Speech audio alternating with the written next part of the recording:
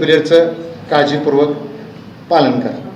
तर आजच्या ह्याच्यासाठी प्रस्तावना करण्यासाठी मी समर्पक आणि आपल्या मराठी विभागाचे प्राध्यापक डी व्ही भाट सर यांना प्रस्तावना करण्यासाठी आमंत्रित करतो. त्यानंतर भालचंद्र नेमाडे व्यक्ती आणि साहित्य या विषयावरती स्टॅटिस्टिक विषय असूनसुद्धा या ठिकाणी साहित्यामध्ये त्यांची रुची आपल्याला माहितीच आहे, ते आपल्यापुढं काही मांडणार आहेत, त्यांनाही या ठिकाणी आमंत्रित करतो. आणि केमिस्ट्री विभागाचे प्रमुख फाळके सरांना सुद्धा या ठिकाणी मनोगत आणि आभार व्यक्त करण्यासाठी या ठिकाणी आमंत्रित करतो. तर सुरुवातीला प्राध्यापक भाट सर या आजच्या या सेशनचे प्रास्ताविक करतील. काही लोकांना त्या डिपार्टमेंटमध्ये जर बसायचं असेल लॅबमध्ये तर बसू शकतो. यस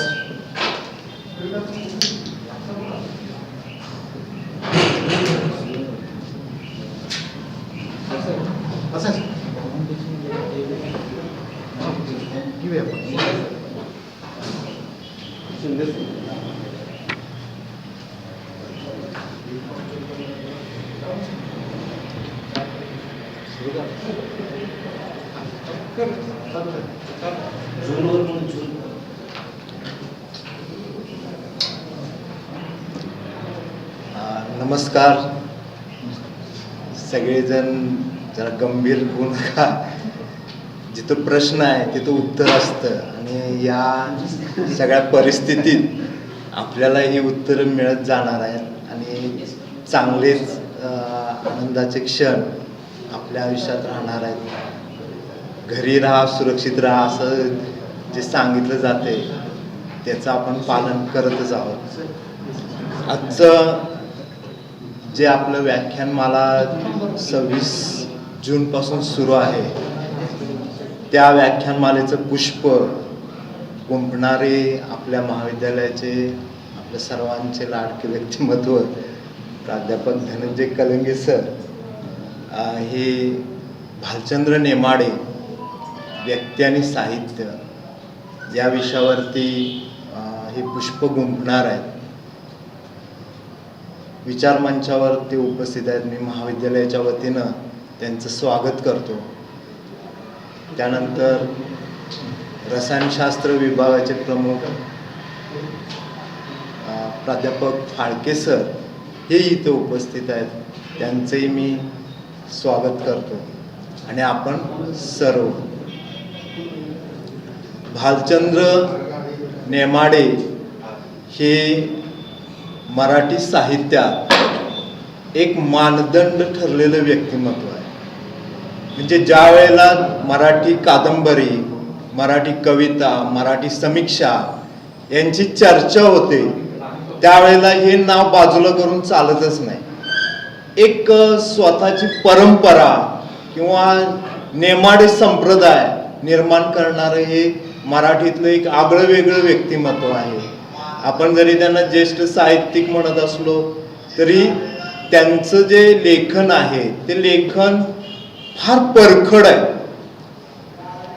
मुळात त्यांच्या स्वभावातच ही गोष्ट आहे की कळत नाही की ते जोरकस आणि थोडासा तिरकसपणा त्यांच्या बोलण्यात पण असतो आणि लेखनात पण असतो.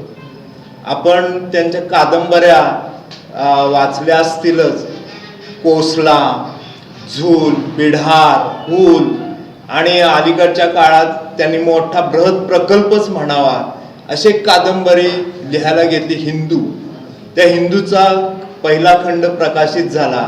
पण नुसतं हिंदू म्हणत नाहीत, ते हिंदूच्या पुढं आणखी एक नामावली लावतात, हिंदू जगण्याची समृद्ध अडगळ.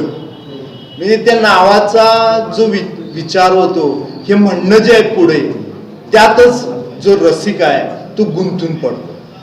आणि त्यांच्या लेखनाचा दुसरा एक भाग आला तो म्हणजे त्यांनी देशीयवाद आणला. देशीवाद, देशीयता. आणि या देशीयतेनं पुन्हा एकूणच साहित्य विश्वात मोठी चर्चा, मोठी एक खळबळ उडवून दिली. हा काय नेमका प्रकार आहे, देशीयता काय आहे? आपण सगळे प्रादेशिक अस्मिता बाळगत असतो. मराठी म्हणताना महाराष्ट्र, महाराष्ट्राची भूमी, महाराष्ट्र भूमीतली परंपरा साहित्य याच्यावरतीच विचार करतो. त्याच्या पलीकडे जाऊन देशीयता काय आहे ते नेमाड्यांनी सांगितलं. नेमाडे एक कादंबरीकार आहेत, तसेच त्यांचं कविता लेखनाचाही त्यांनी प्रपंच सांभाळला, देखणी, मेलडी असे त्यांचे काव्यसंग्रह प्रकाशित आहेत.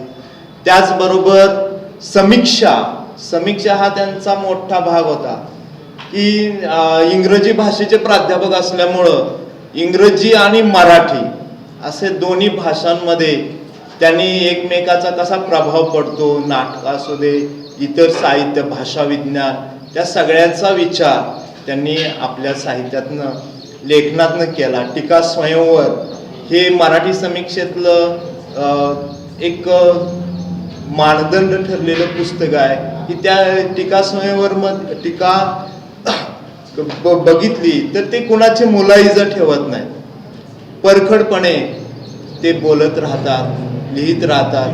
त्यांच्यावरती उदाहरणार्थ नेमाडे हा एक चित्रपट पण आलेला आहे. मी कधी नेमाड्यांना प्रत्यक्ष पाहायचं असेल किंवा त्यांचं भाषण, त्यांचं बोलणं ते अनुभवायचं असेल तर आपल्याला तो छोटासा डॉक्युमेंटरी टाईप फिल्म आहे ती, तर ती उदाहरणार्थ नेमाडे बघितले तरी आपल्याला नेमाडे समजून जाते.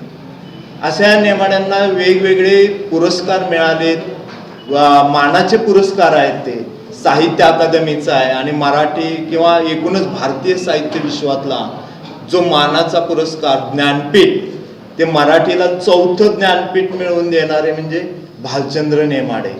तर अशा या मोठ्या साहित्यिकाबद्दल बोलावं तितकं थोडं आहे. नेमाडे हा विषय एकीकडं टीकेचा पण होतो आणि दुसरीकडं प्रशंसेचा पण होतो. कोणी त्यांच्यावर टीका पण करतं, कोणी त्यांच्याबद्दल भरभरून बोलत राहतं. तर हे आजही मराठी साहित्य विश्वामध्ये हे चाललेलं आहे. आणि त्या आपले प्राध्यापक कलंगे सर हे विज्ञानाचे आहेत, पण आम्ही ज्यावेळेला कधी कधी चर्चा करतो त्यावेळेला बौद्धिक चर्चा करताना नेमाडे त्यांच्याही डोक्यामध्ये बसलेला आहे. कारण कोसला जी कादंबरी आहे, ती कोसला कादंबरी ही आम्ही महाविद्यालयीन जीवनामध्ये असताना आम्हाला अभ्यासक्रमात होती, त्यावेळेला ती पहिल्यांदा समोर आली. पण नेमाडे अभ्यासक्रमाच्या बाहेर जाऊन ज्यावेळेला आम्ही कोसलामधनं बघायला लागतो त्यावेळेला तो तिथला पांडुरंग सांगवीकर हा लांबचा राहत नाही, आपलाच होऊन जातो, आपणच त्याच्यात पाहायला लागतो. आणि तसं काहीसं कलंगे सरांचं झालेलं आहे की त्या पांडुरंग सांगवीकराचं गारुड त्यांच्या मनावरती फार म्हणजे असं रुळत राहिलेलं आहे आणि हे ते बोलत असतात भरभरून. त्यामुळे मी सरांना त्यांच्या गारुडात सगळ्यापर्यंत पोहोचवण्यासाठी विनंती करतो. धन्यवाद.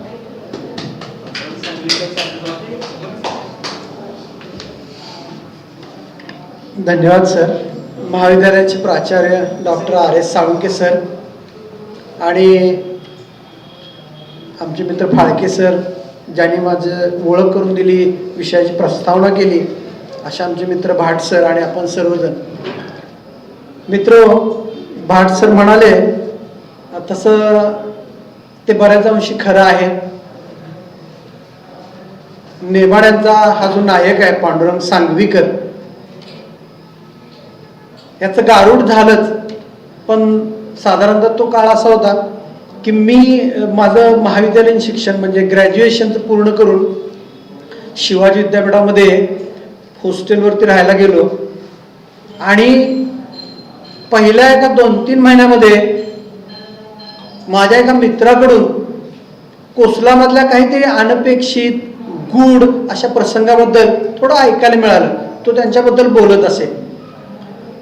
त्यानंतर नागपूरवरून आलेले ग्रस्त विद्यापीठामध्ये त्यावेळेला टेम्पररी लेक्चर म्हणून जॉईन झालेले होते आणि त्यांच्याकडून पहिली कोसलाची प्रत माझ्या हातात आली आणि ती मी वाचायला लागलो. ते पुस्तक मी वाचून काढलं. ते पुस्तक असं आहे की साधारणतः तुम्ही 1 किंवा 2 बैठकामध्ये वाचून काढता आणि त्यानंतर मी कोसला वाचतच राहिलो. त्याचं कारण एकमेव असं कोणतंही नाही आहे, त्याला खूप सारी कारणं आहेत.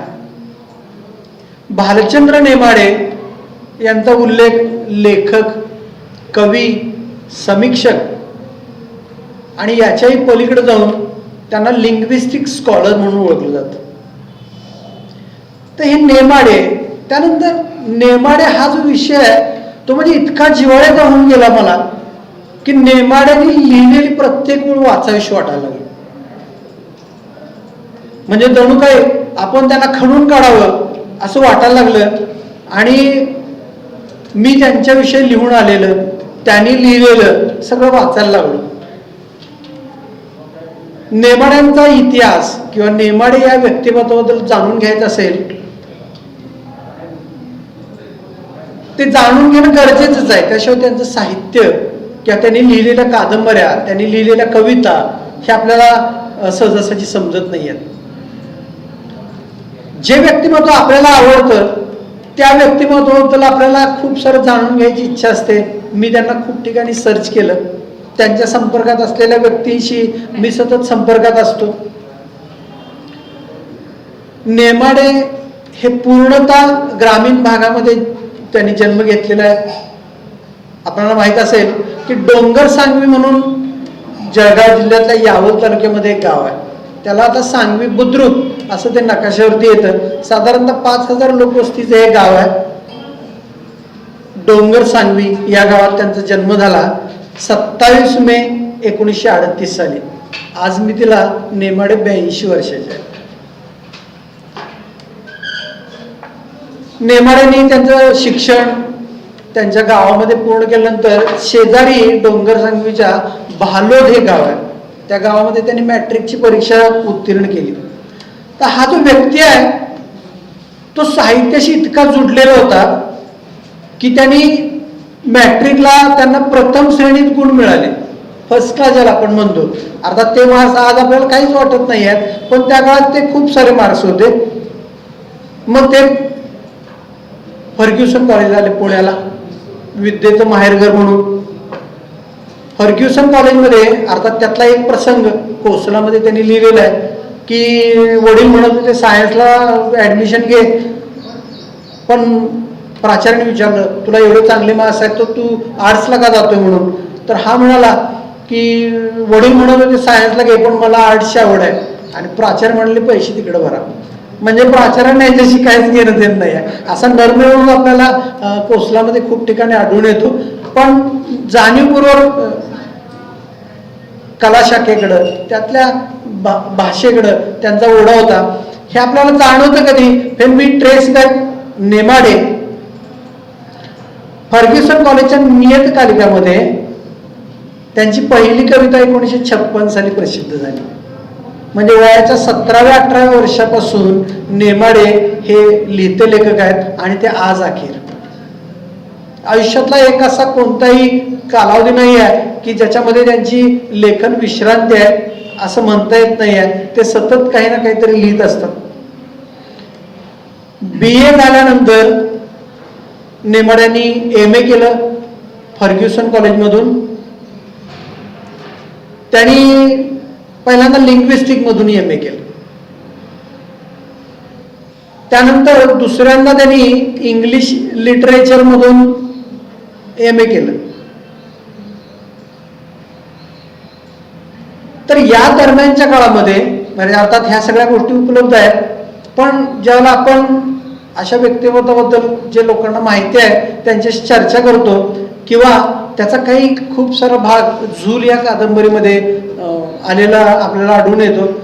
तर राज देशमुख आणि कंपनी हे जी प्रकाशन संस्था आहे त्या प्रकाशन संस्थेमध्ये त्यांचं जे थोडक्यात गोडावण किंवा ऑफसेट होतं त्या ठिकाणी हे खूप सारे मित्र त्या काळातले भेटायचे. म्हणजे यांची साहित्याबद्दलची रुची, त्यांचं वाचन इतकं उन्नत स्वरूपाचं होतं की त्या काळात अत्यंत आघाडीच्या साहित्यिकांच्या साहित्याबद्दल ते खूप जोरजोराने, तावातावाने आणि वादविवाद घालून भांडल्यासारखी चर्चा करायची. मग त्या काळात नेमाड्यांनी त्यांचे जे त्यासाठी जे प्रसिद्ध आहेत तिरकस, भाटसरांनी ज्याचा उल्लेख केला, अशा प्रकारची काही स्टेटमेंट अतिशय नामांकित साहित्यिकांच्या बद्दल केलेली होती.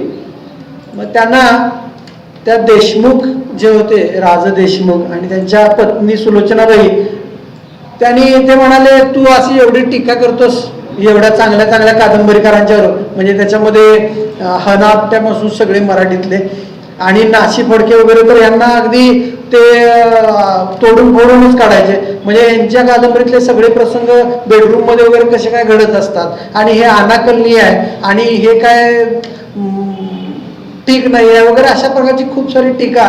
मग ते म्हणाले तू कादंबरी लिहून दाखव. आणि डेक्कन कॉलेजमधून ज्याला त्यांनी MA केलेलं होतं, त्यानंतरचा जो काही काळ आहे त्यांचा, साधारणतः 1963च्या काळात, त्या मनोअवस्थेबद्दल त्यांनी काही ठिकाणी लिहिलेलं आहे. नेमाडे त्यांच्या मूळ गावी परतले. एक तरुण जो बेरोजगार आहे त्याची मनोअवस्था वेगवेगळ्या कारणांनी चिंतन करून विचार करून वेगळ्या प्रकारची झालेली आहे.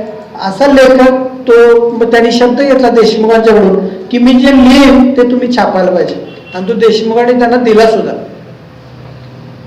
नेमाडे डोंगर सांगवी गावी परत आले आणि 24 ऑगस्ट 1963 ते 10 सप्टेंबर 1963 या 15 दिवसामध्ये त्यांनी कोसलाचा तो ड्राफ्ट पूर्णपणे लिहून काढ. म्हणजे कादंबरीचा लेखन काळ हा त्या कादंबरीवरती त्यांनी स्पष्टपणे नमूद केलेला आहे. मराठीमध्ये मानदंड ठरलेली कोणत्याही समीक्षकाला वाचकाला त्याला बायपास करून जाता येत नाही अशा प्रकारची कादंबरी, किंवा त्या कादंबरीच्या येण्याने मराठी कादंबरीचे 60 किंवा 60 पूर्वीचे आणि 60 नंतरचे अशा प्रकारची जी विभागणी होते, अशी मानदंड ठरली गेलेली कादंबरी ही केवळ 15 दिवसामध्ये लिहून झालेली आहे. अर्थात तो त्याचा लेखन काळ असेल, पण त्याचा चिंतन काळ खूप सारा मोठा असू शकतो, हे आपल्याला ती कादंबरी वाचल्यानंतर लक्षात येते.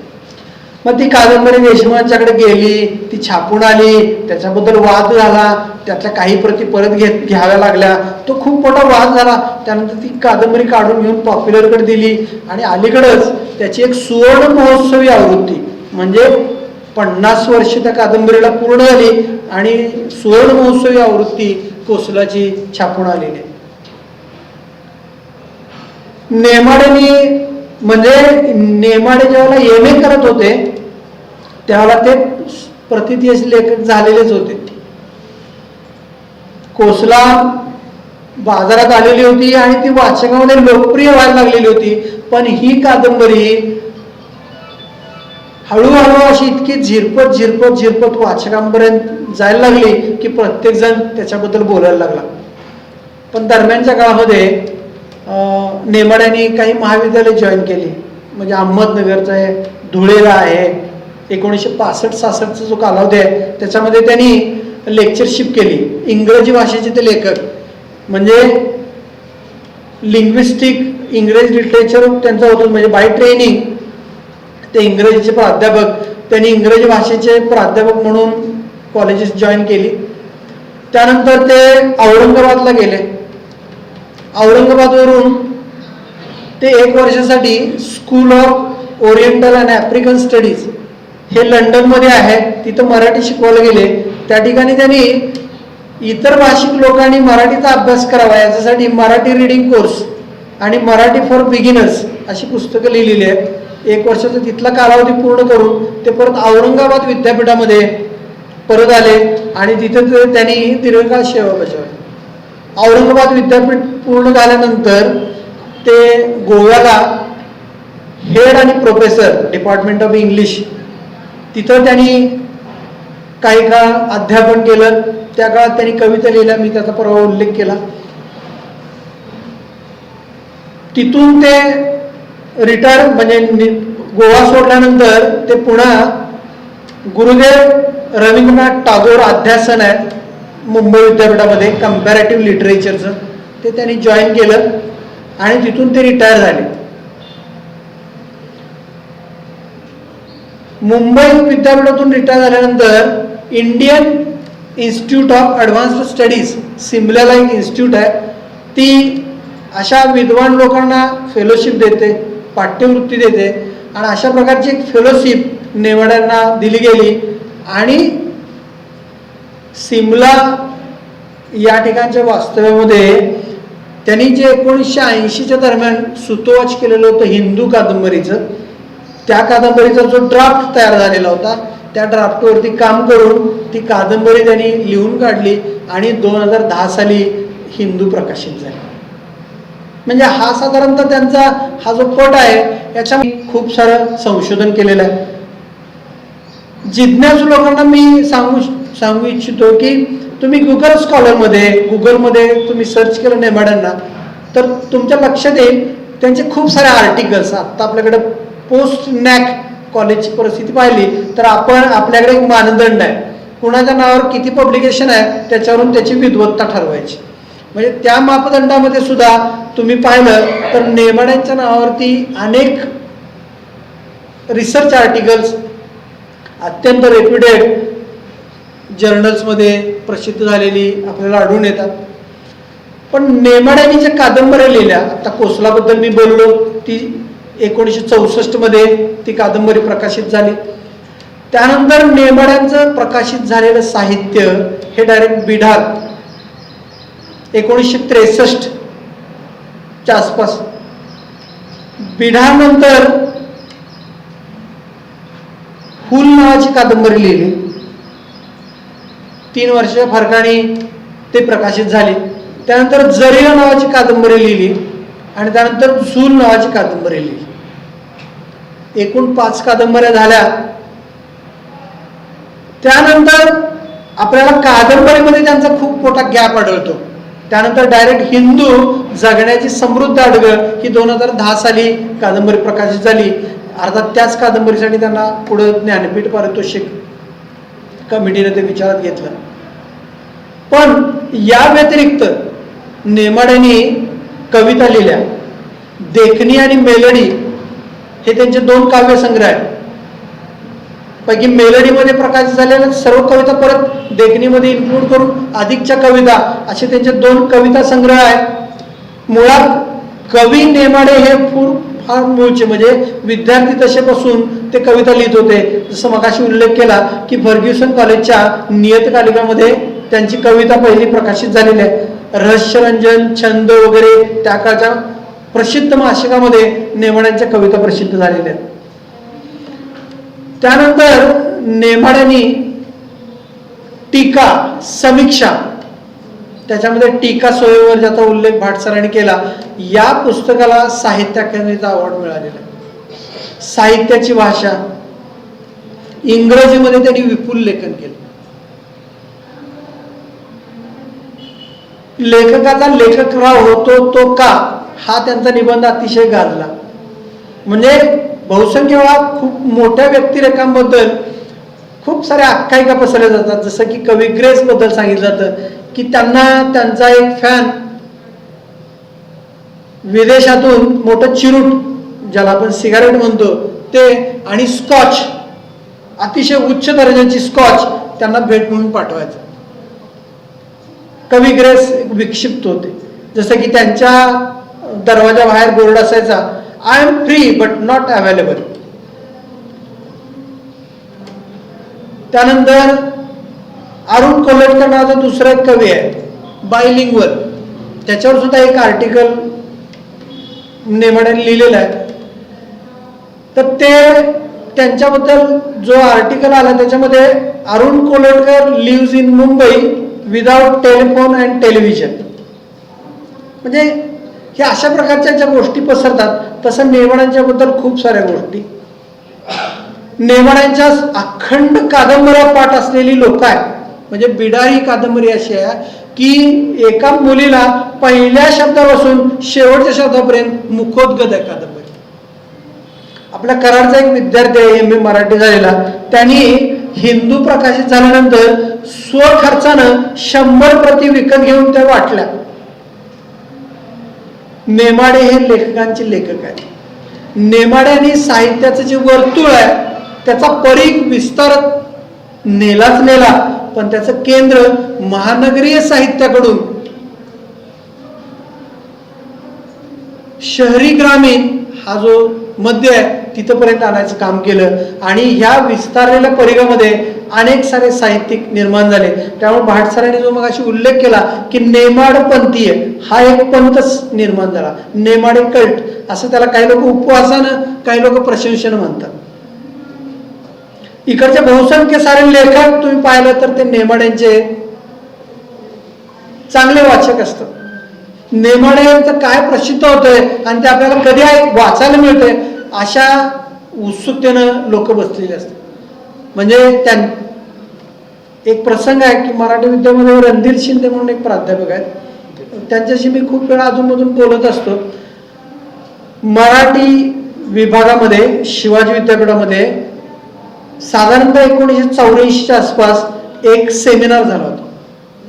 तो सेमिनार आयोजित करण्यामध्ये मद हातकणंगले सर वगैरे त्यावेळेचे लोक, मराठी कादंबरी 50 ते 75 अशा प्रकारचा तो सेमिनार होता. त्या सेमिनारमध्ये मराठी कादंबरीविषयी नेमाड्यांनी जो एक निबंध वाचला तो इतका वादळी ठरला की पुढं म्हणजे सगळ्या ठिकाणी त्या सेमिनारचा उल्लेख नेमाडे सेमिनार म्हणून करतात. परवा एकदा शिंदे सरांशी बोलताना असाच तो विषय निघाला आणि मग त्यावेळच्या आठवणी काही लोकांनी सांगितल्या की नेमाड्यांचं उंचपुरं व्यक्तिमत्व त्या संपूर्ण सेमिनारवर जाणवत होतं सर्वांना. मराठी कादंबरी पूर्वीची कथा प्रधान होती, कादंबरीची गोष्ट होती, त्या गोष्टीला अनुषंगाने ती कादंबरी पुढे सरकत राहायची. पण नेमाड्यांनी ज्या कादंबऱ्या लिहिल्या त्याच्यामध्ये म्हणजे आता मी कोसला 4 वेळा वाचली आणि कोणीतरी मला प्रश्न विचारला की कोसलाची गोष्ट सांगा तर मला काय सांगते, कारण त्या कादंबऱ्या कथाप्रधान नाही आहेत. प्रसंग आणि त्या प्रसंगामध्ये त्या नायकाचं त्या प्रसंगाबद्दलचं मत जे तिरकस असेल, सरळ असेल, त्याला मर्क्युरियल असा शब्द इंग्रजीमध्ये वापरतात, कुशाग्र असं जे टिपण ते कादंबरीमध्ये नेमाड्यांचा नायक आपल्याला वापरताना दिसून येतं. म्हणजे आता कोसला हे त्यांचे आत्मचरित्र आहे का? म्हणजे त्याचा संदर्भ त्यातले सगळे बारकावे जर आपण बघितले तर आपल्याला त्याची खूप सारी शंका येते. पण नेमाड्यांच्या निवडक मुलाखती नावाचं पुस्तक आहे, ते जर तुम्ही वाचलं तर लक्षात येईल आपल्याला.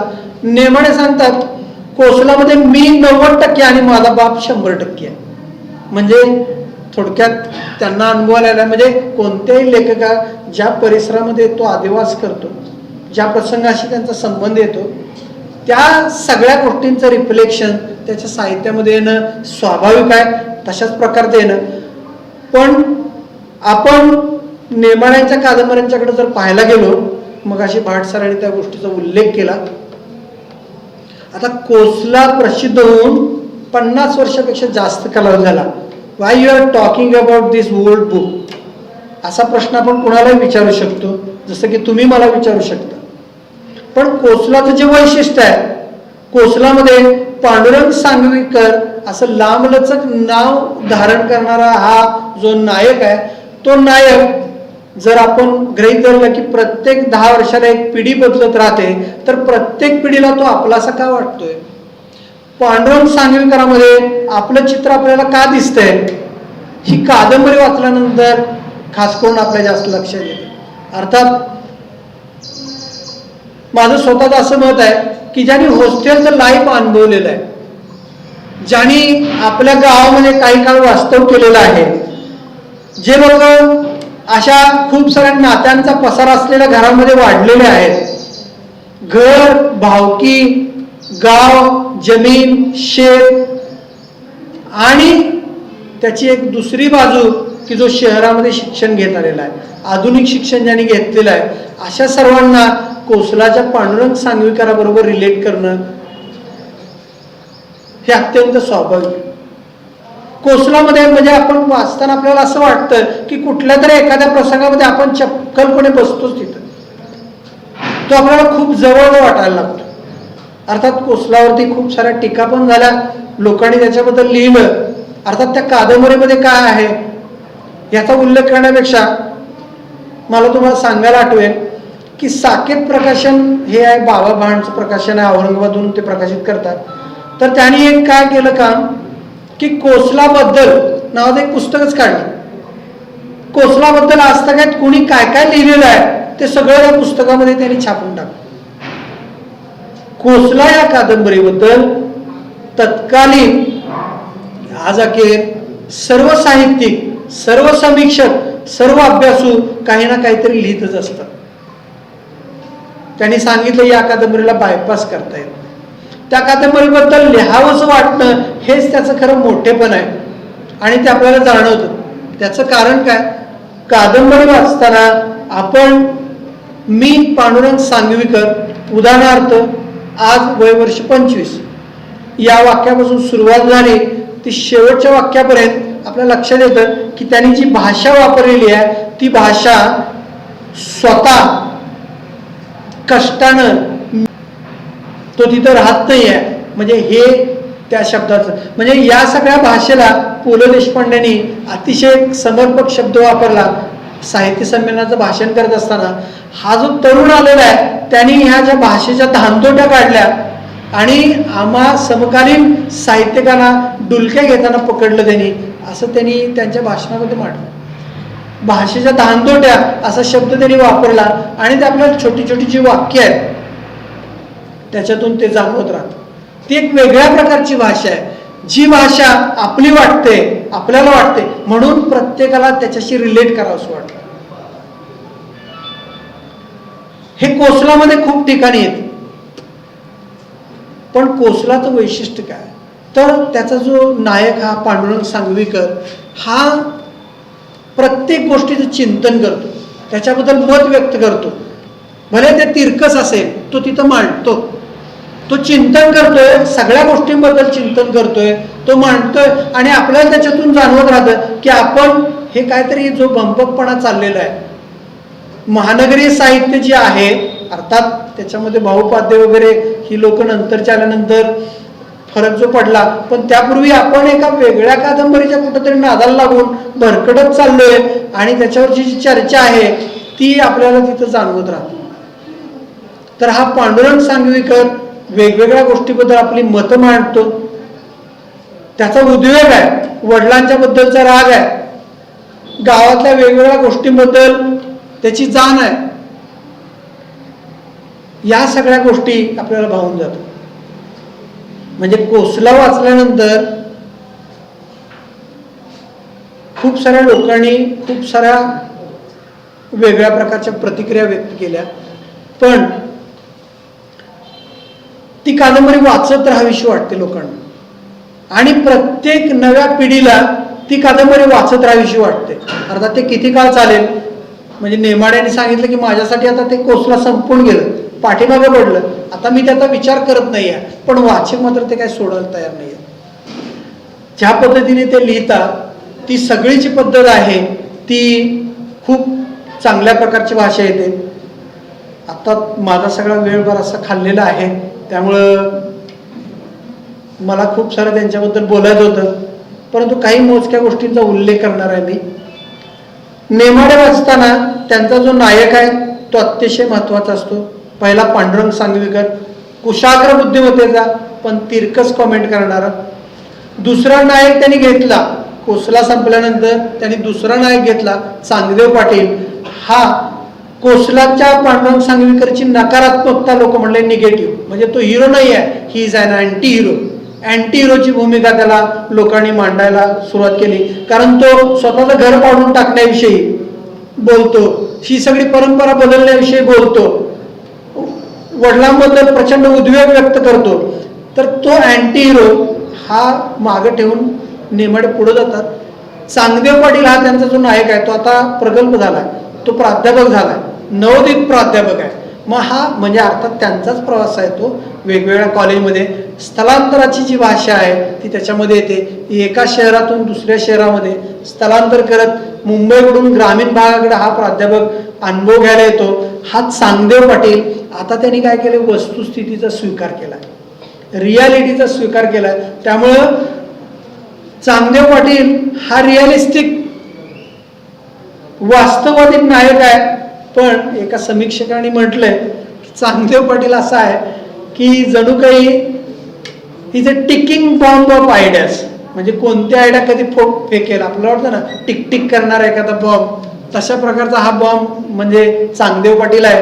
ते मुळात एक 1000 पानांची कादंबरी लिहावी असा नेमाड्यांचा विचार होता, पण प्रकाशकांच्या सोयीसाठी, वाचकांच्या सोयीसाठी त्यांनी पहिल्यांदा बिढार आणि हूल कादंबरी लिहिली, ती एकत्र प्रकाशित केली.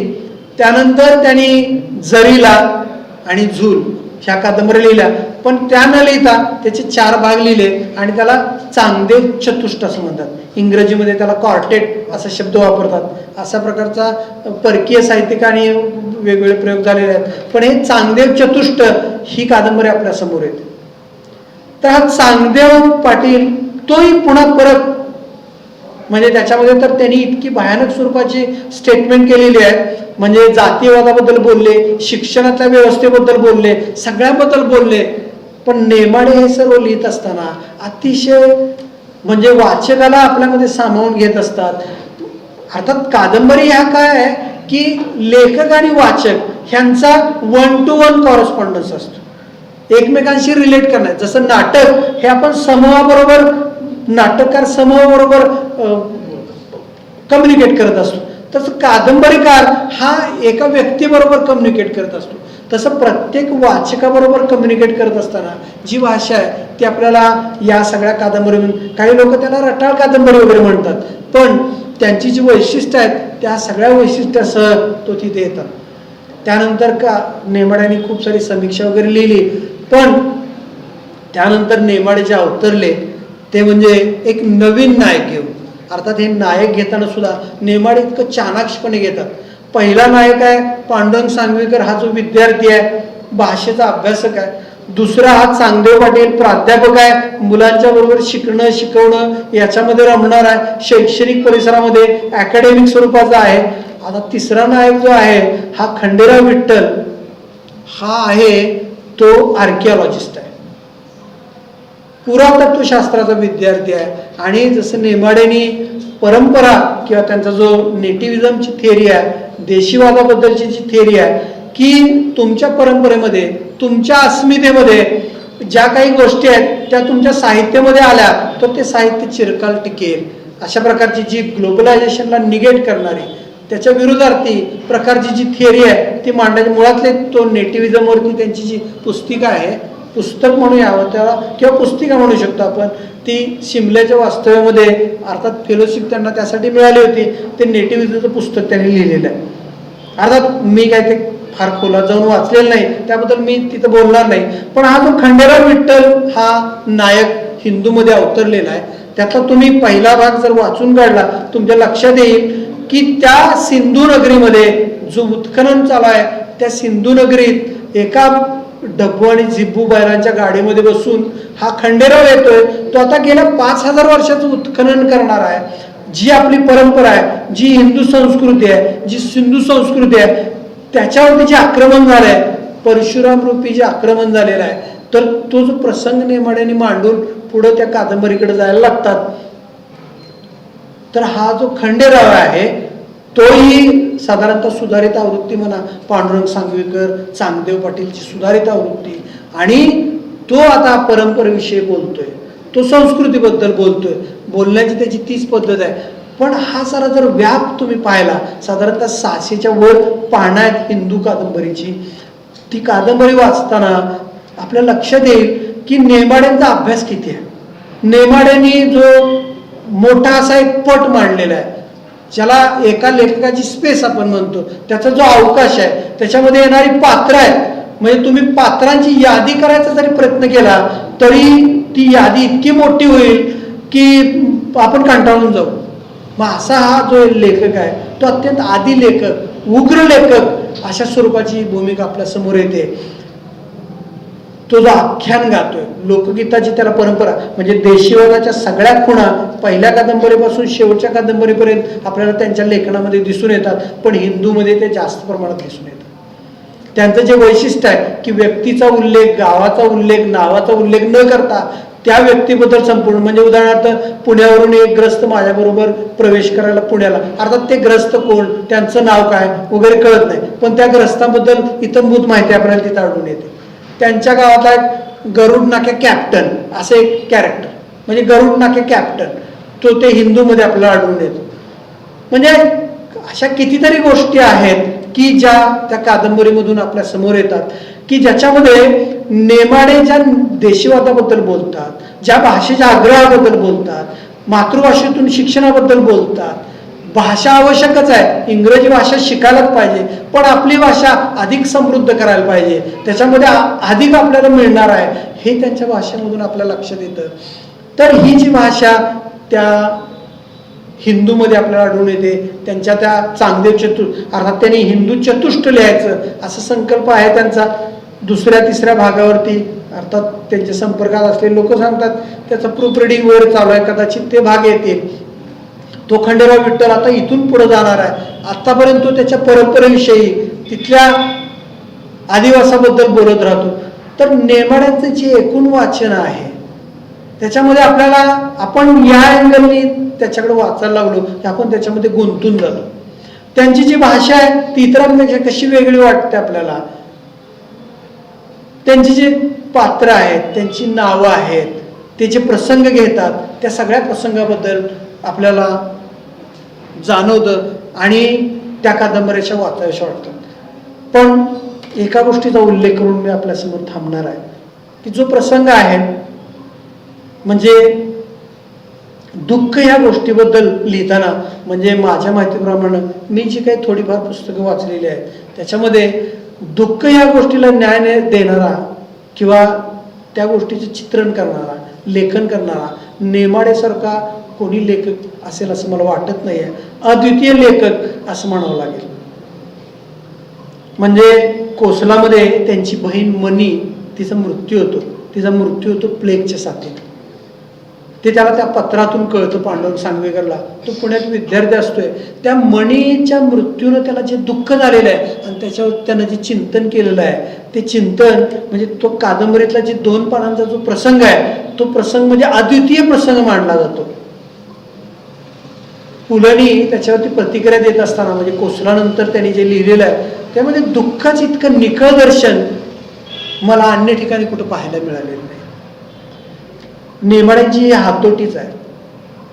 तशाच प्रकारचा प्रसंग हिंदूमध्ये त्यांची एक आत्या असते, तिला महानुभाव पंथाची दीक्षा देतानाचा प्रसंग आहे. तो प्रसंग वाचला की तुम्ही गदगदून जाता. त्यांची ती छोटीशी करुणी आत्ता म्हणून तिचं नाव आहे. तिला महानुभाव पंथ म्हणजे अर्थात त्यांच्या गावामध्ये मी सर्च करून पाहिलं एक दत्त मंदिर आहे. महानुभाव पंथाची तिथं मोठी परंपरा आहे आणि महानुभाव पंथीय लोक कृष्ण भक्ती आणि त्यामुळे लीळा चरित्राचा जो प्रभाव आहे तो त्यांच्या लेखनामध्ये खूप ठिकाणी आढळून येतो. तर असा हा जो नेमाडे हे जे लेखक आहेत अर्थात त्याच्याबद्दल वाद प्रतिवाद मतांतर असू शकतात. त्यांची सगळीच विधानं तुम्हाला पटतील न पटतील असंही होणार नाही आहे. पण मराठी साहित्यामध्ये अर्थात नेमाड्यांचं कर्तृत्व याच्यापेक्षा खूप मोठं आहे. साहित्य अकादमीच्या मॅनेजिंग काउन्सिलवरती त्यांनी काम पाहिलेलं आहे. शिमल्यासारख्या इन्स्टिट्यूटमध्ये त्यांनी काम पाहिलेलं आहे. तौलनिक भाषाशास्त्राचा अभ्यास ह्याच्यामध्ये त्यांना जो एक स्कॉलरशिप त्यांची देशभर जी आढळून येते ती सुद्धा आपल्याला जाणवेल. तर असा अत्यंत उग्र लेखक आदिलेखक कादंबरी लिहिताना त्यांच्यावरती एक दिवाळी अंक काढलेला होता भालचंद्र नेमाड्यांच्यावरती सब कुछ नेमाडे म्हणून. आणि त्याच्यामध्ये संजय भास्कर जोशी म्हणून एक IT मध्ये काम करणारी व्यक्ती आहे पण त्याला साहित्याची खूप आवड आहे. त्यांनी नेमाड्यांच्याबद्दल लिहिलेलं आहे. म्हणजे हिंदूच्या लेखनाची जी प्रक्रिया चालू होती त्या प्रक्रियेमध्ये त्यांनी जी हस्तलिखित लिहिलेली होती अर्थात ती कादंबरी 20-30 वर्ष त्याचे 1, 2, 3, 4, 5 ड्राफ्ट मुळात ते फायनल ड्राफ्टपर्यंत कसे येतात त्याची माहिती त्याच्यामध्ये त्यांनी लिहिलेली आहे. तर एखादा कादंबरीकार त्याच्या मनाला पटेल इथपर्यंतचा ड्राफ्ट जोपर्यंत उतरत नाही तोपर्यंत नेमाडे ते प्रकाशकाकडे देत नाहीत. जे पॉप्युलर प्रकाशनचे मातगावकर आहेत त्यांनी एक लेख लिहिला त्यात लिहिलं त्यांनी की नेमाड्यांना मी सारखी विचारणा करायचो हिंदू लिहिताना कधी तुम्ही लिहून देणार आहे. छापाची होती त्यांना कधी लिहून देणार आहे. नेमाडे वेगवेगळी कारणं सांगायची सुचत नाही आहे लिहितोय आणि हा प्रसंग मनासारखा झालेला नाही तो भाग मला मनासारखा करायचा आहे. ते म्हणाले तिथंपर्यंत मला ठीक आहे बाबा एखादा क्रिएटिव्ह रायटिंग ज्यावर लिहित असतो त्यावेळेला तिथं म्हणजे सर्जनशीलता जी आहे त्याच्यामध्ये लिमिटेशन्स. पण जेव्हा ते सांगायला लागले की मी आता ते मुलाचं लग्न आहे त्यासाठी मुली बघायचं आहेत असे कारण सांगायला लागले, तेव्हा म्हणले मी त्यांच्या मिसेसना फोन केला आणि त्यांना म्हटलं की वहिनी, त्यांचं नाव आहे प्रतिभा, ते म्हणजे वहिनी तू हे काय असले घरगुती कामं त्यांच्या पाठीमागं तुम्ही लावलेत, सगळे लोक त्यांच्या कादंबरीची इतकी उत्कंठतेने वाट बघतायत वगैरे. तर त्यांची मिसेस म्हणाली कादंबरी लिहिणारे 10 जण आहेत पण पोराचं लग्न करणारे ते एकटेच आहेत ना, त्यांना काय करता आलं पाहिजे. मग ते म्हणजे अशा प्रकारचा. आणि ते सध्या राहतात खारघरला मुंबईला, त्यांनी घर घेतलं. मग ते शिमल्याहून परत येताना तो भाग सुद्धा हिंदूमध्ये, म्हणजे त्यांनी सांगितलं की कादंबरीकाराला आहे ना काही वाया जात नाही, त्याच्याकडे जे अनुभव विश्व आहे ते त्याला कादंबरीकाराला खूप मोठा स्पेस असतो मोठा आणि त्याच्यामध्ये ते घालता येते. हिंदूमध्ये त्याचा जो प्रवास आहे ट्रेनमधला, खंडेराव त्याचे वडील गेल्याची बातमी त्याच्याकडे येते आणि तो युनेस्कोचं शिबिर लागलेलं आहे सिंधू लोथल त्या ठिकाणी आणि तिथून तो परतीच्या प्रवासात येत असतो आणि फ्लॅशबॅकमध्ये ती कादंबरी घडत असते. तर त्या ठिकाणी तो सगळं मटेरियल त्यांनी वापरलेलं आपल्याला आढळून येतं. तर नेमाडे हा भाषेबद्दल अत्यंत सूक्ष्म विचार करणारा लेखक, नव्याने कमावलेली भाषा वापरात आणणारा लेखक, विद्वान, जगभरातल्या साहित्याचे प्रवाह अभ्यास करणारा, जुनं जे काय आहे नवीन जे काय आहे, म्हणजे आता उदाहरणार्थ खूप मोठे लेखक झाले की नवीन लेखकांना काही किंमत देत नाही आहेत असंही आपण पाहिलेलं आहे. पण अलीकडंच म्हणजे प्रवीण दशरथ बांदेकर म्हणून लेखक आहेत कोकणामध्ये, त्यांनी उजव्या सोंडेच्या बाहुल्या वगैरे अशा प्रकारे नवीन कादंबऱ्या लिहिलेल्या आहेत. तर नेमाड्यांनी त्याच्यावरती रसग्रहण केलेलं लिहिलेलं आढळून येतं. म्हणजे माणूस म्हणून जमिनीवर पाय आहेत, प्रचंड प्रकारची विद्वत्ता आहे. ती विद्वत्ता मांडत असताना त्याला जी सपोर्टिंग मतं माहिती तयार केलेली आहे या सगळ्या गोष्टी त्यांनी मांडलेल्या आहेत. असा अत्यंत आदिलेखक उद्रलेख, आज त्यांचं वय 82 वर्षाचं आहे. हिंदूचे पुढचे भाग ते लिहित आहेत, त्यांना दीर्घायुष्य लाभू देत, ते सगळं हिंदू चतुष्ट त्यांच्या हातून पूर्ण होऊ देत अशी शुभेच्छा त्यांना मी इथं देतो. आणि आपण सर्वांनी मला बोलायला संधी दिली त्याबद्दल आपले धन्यवाद व्यक्त करतो आणि थांबतो.